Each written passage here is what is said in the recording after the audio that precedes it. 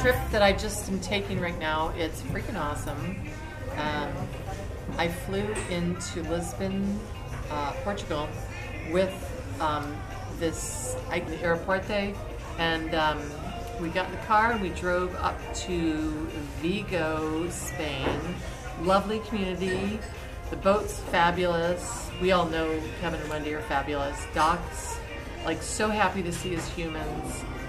Perfect transition for the dog because he's with his old human, his old humans and his new old humans in one environment. So it's a good transition for him. And we've just been eating, drinking, and being merry. Tell them about why we couldn't bring him into the UK. So we tried very hard to bring him with us right up front. And what happened was the UK rules did not allow a dog like Doc to come over. Matter of fact, I don't think the UK allows any dogs into the country right now.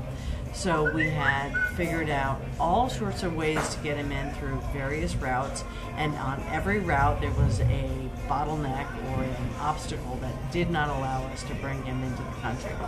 So it was just an absolute pain for me. I literally had it all booked up and then had to cancel it all, and I cried for, I don't know, 2 hours because I was going to have to leave my dog behind.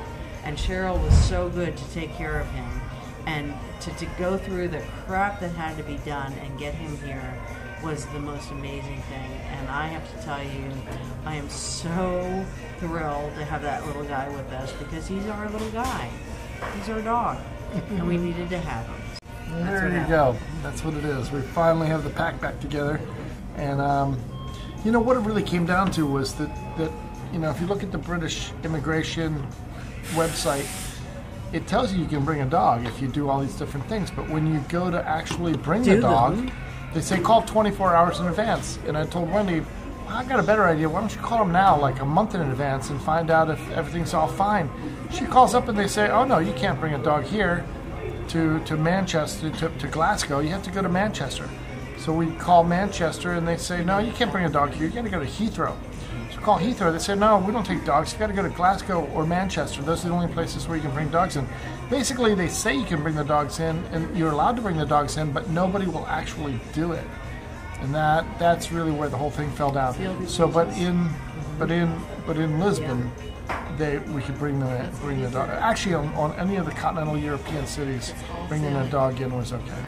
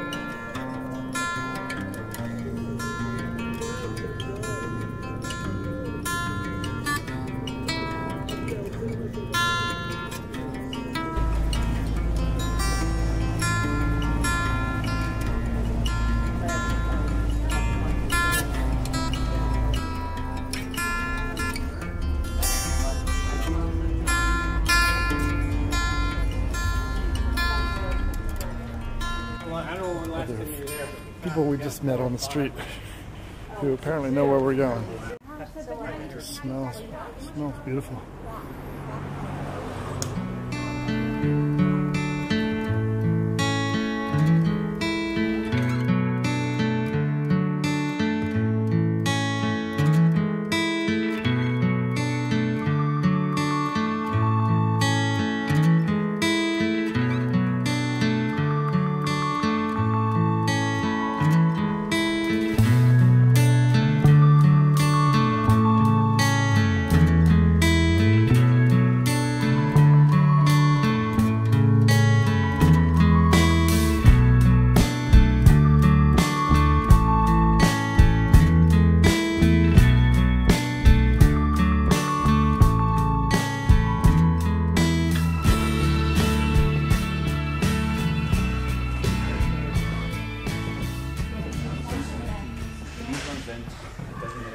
enjoyed we're yourself? Are drinking. you in your element? You know what? I love wine. Port's delicious. We're getting this Porto. Perfect. Porto. Perfect. Excellent. Excellent. Year. How about some 90-year port? How about not? Wow, it's beautiful. You're right. It would appear that they build these barks. I don't know exactly what they're called, but they repair and build them by hand in a traditional way. This is an older one, obviously. I think it's been retired. But look, here's the lumber. It's an operational shipyard. And then up there, that's one that's almost done. So I suspect they don't use a whole lot of machinery. We had plans of leaving early tomorrow morning to go down to Figueiro de Foz, which is about a 60 nautical mile run down south. And we just kind of, I started getting a bad vibe about the whole thing. The boats were moving around a lot in this marina. It's normally protected very well, and you can kind of see how they're moving about. Ours is this ex-yacht's next to us, you know, case example, and of course it's affecting our boat too. We're pretty far in, and so we started looking into it a bit more. The weather looked good. I mean, we have a weather window for tomorrow with light winds. However, what's causing this is a southern swell, wave action coming in from the south. And so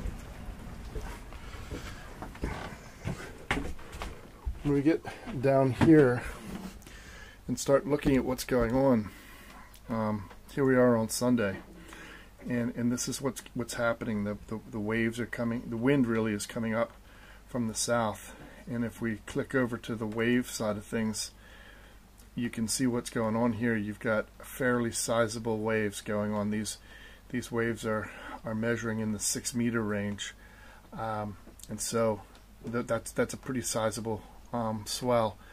And Figueiro de Foz, kind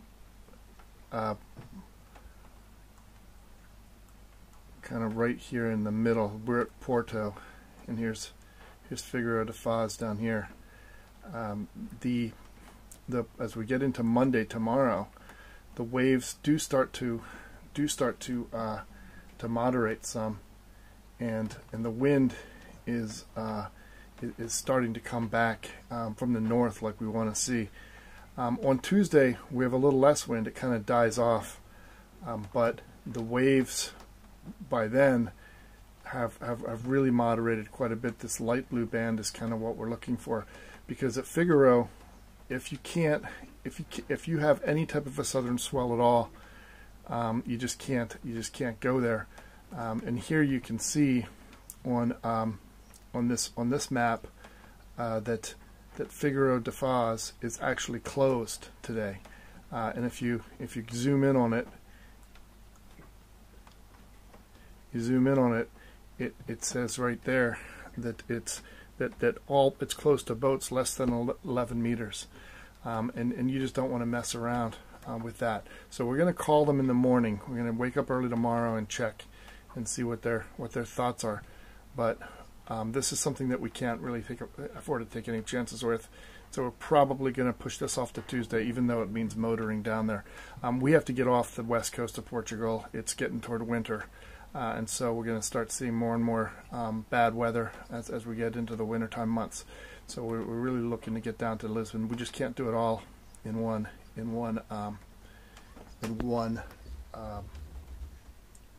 trip.